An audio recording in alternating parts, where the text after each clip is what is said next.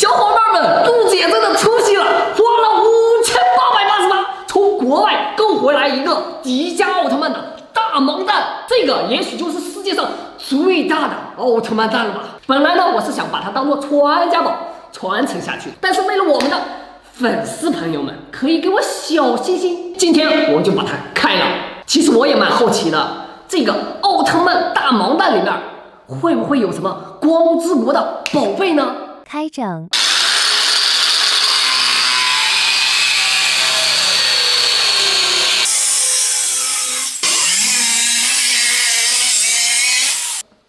走了。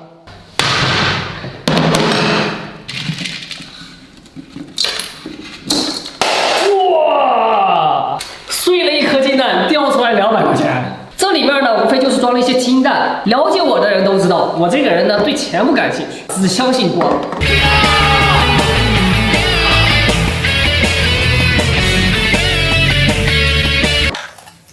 重点是这金蛋下面的东西。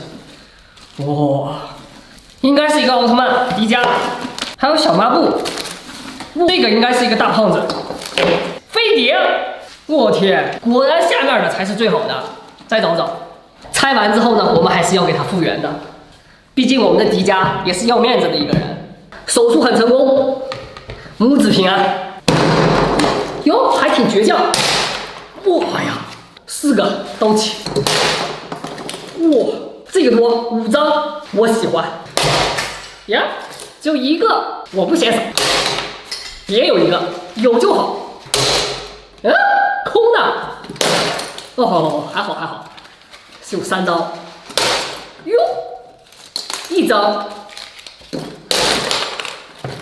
，3张，这么随便拆一拆就是几千块钱啊！让我看看是不是假的，不会是剪刀串吧？还真有可能。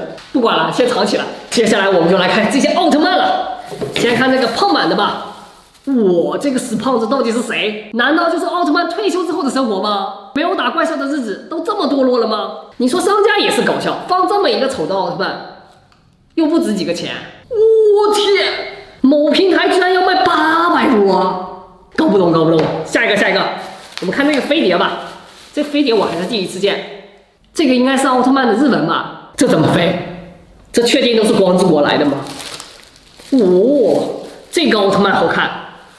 还是一个飞行的姿态，这个手办比这个好看多了。叮！我天，你能信吗？这个居然要1000，而且我发现了，它和它才是一套的，可以飞行起来。好像有磁铁啊。怎么飞啊？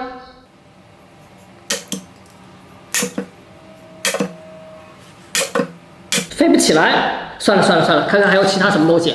这里有个充电线，还有个奥特曼披风，一个飞船，红的披风，这个蛮可爱的。这个飞船难道也可以飞起来吗？不行，好难搞啊！是不是这个奥特曼要穿上披风才可以？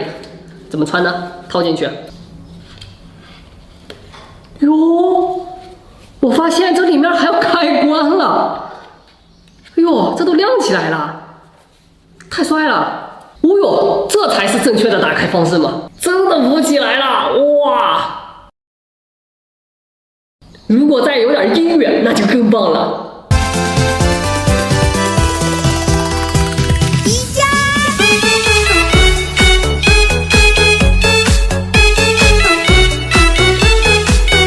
飞行的奥特曼1000，胖版奥特曼800，现金2000，一共3800。也就是说，这颗蛋加运费6000块钱。